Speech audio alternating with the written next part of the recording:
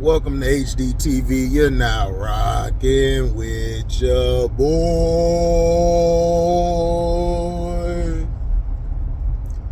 I wasn't even finna do this until I got breaking news. Deshaun Watson will undergo shoulder surgery, and a bone in his shoulder will be fixed, and he will be out for the season. Sad news for Browns, the real Brown fans who believed in him while everybody else was talking bad about him. And you could just tell something wasn't right with him.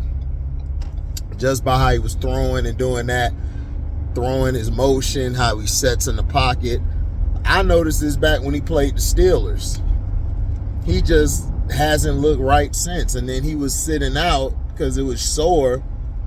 And he didn't think nothing of it. But to me, if it was sored in, he should have got it a deeper scope into it. But I don't think it was that bad.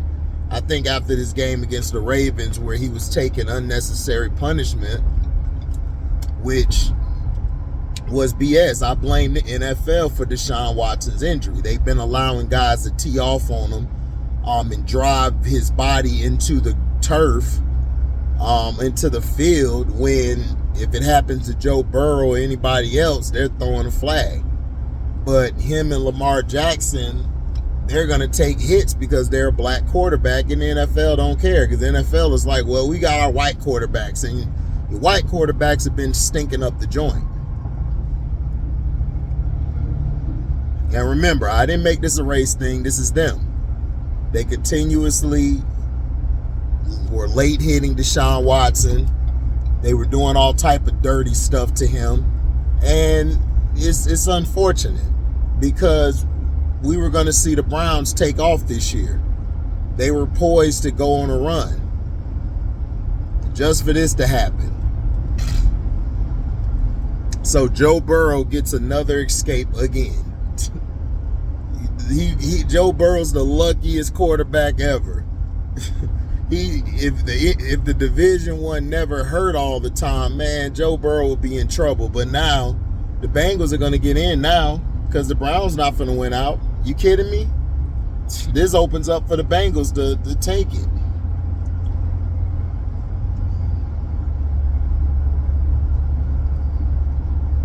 So I hope he gets well soon, but it's just been a terrible year in media. Like, media's being exposed for what they've been doing for years, for 30 years. You know, we had the first black something the other day, and it's 2023 and we're still doing that. That just shows you how racist and prejudiced this country is, and it continues to be. Excuse me. And nobody cares. Everybody keeps going along with their day job like whatever.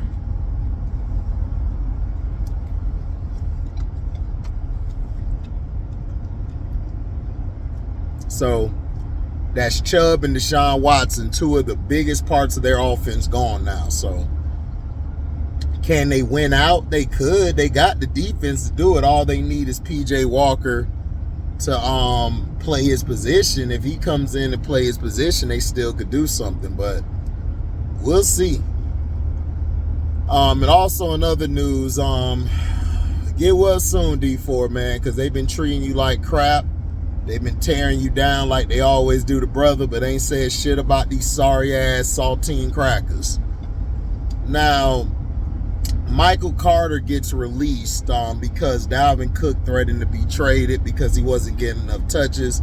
So now they got rid of Michael Carter. So now I guess they're saying, okay, we're going to give you more touches, which to me was dumb. You could have gave him touches along with Michael Carter. But they'll cut them, but they won't go get a quarterback to replace the white boy who's been stinking up the joint. I mean, it's baffling to me, dog. It's like, all you got to do is be a certain color and you get a pass. If you black or dark or light, whatever, you get released. The only way as a light-skinned person you'll get shot is if you mix with white. You know? And that's the facts. That's the only time you'll get a shot. The Jets should have been brought in a quarterback that could replace Aaron Rodgers if he got hurt. Zach Wilson is not it. Now, Zach Wilson was doing better last week, and then he threw the pick, which I knew was coming. I knew they were finna lose. I said, man, they about to lose this game because you're putting it in Zach Wilson's hands. That's not a great sign. Not a great sign. And it showed. Now, Ken Dorsey and everything was fired by the Buffalo Bills. Not no step down, not no parting ways. No, he was fired because his play calling was terrible. But I'm trying to figure out how Ken Dorsey is an offensive coordinator. He wasn't that good at quarterback in college. Like, what are we basing this on?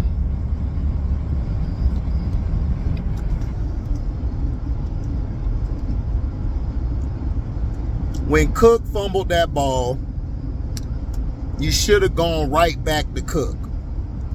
When you didn't run the ball until, like, I think it was like the mid or late second quarter, early third quarter is when they started. Well, third quarter they started consistently running the ball, but in the second quarter they were sparingly running the ball, and that's why Josh Allen got in trouble. I told you. Josh Allen cannot throw 40 to 50 times a game. You have to limit him to 30 to 35 attempts a game. That's all you could do with him. You can't go 40 to 50 times a game because he's going to lose. He loses all those games. If you notice, when he's throwing that much, he loses.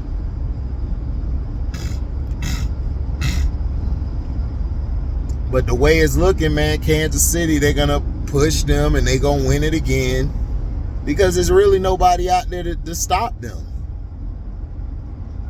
In the AFC, the Dolphins, they're, like I said, they're the Miami Suns. They are the Miami Suns. That's all they are. Fast break team. They get to the playoffs, all that shit gonna get stopped. The Ravens are the best team in the league, but they can't close. So the Bills making this move to get rid of Ken Dorsey was very smart because they still got a chance to win the division. You know, they could win the division.